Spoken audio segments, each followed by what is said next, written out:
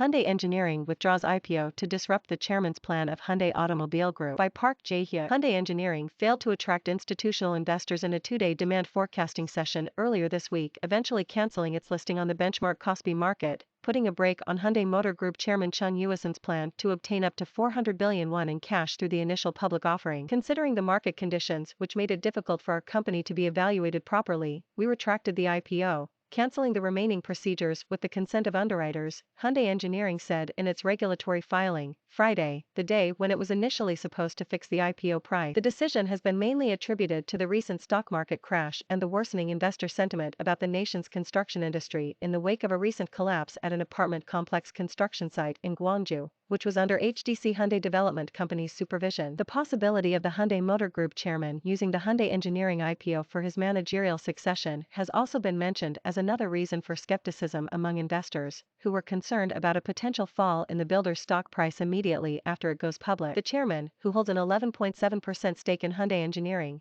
planned to sell 5.34 million shares, which could have been worth up to 400 billion won if Hyundai Engineering had gone public and its IPO price had been set at the top end of the range. Some market insiders expected him to use the money to acquire an additional stake in Hyundai Mobis, which has served as the group's holding company, or pay taxes on the company's shares that he will inherit from his father. Since it has been unclear when Hyundai Engineering will resume its attempts to go public, the chairman has been forced to wait for a while or consider another option for his succession plan. We have yet to decide whether or not to resume the IPO process, a Hyundai Engineering spokesman said. Even if the company resumes the process, it will not be able to go public until it discloses its fourth quarter for 2021 earnings in late March, because it can only raise money from institutional investors overseas within 135 days from the time the financial statements included in the IPO prospectus are prepared.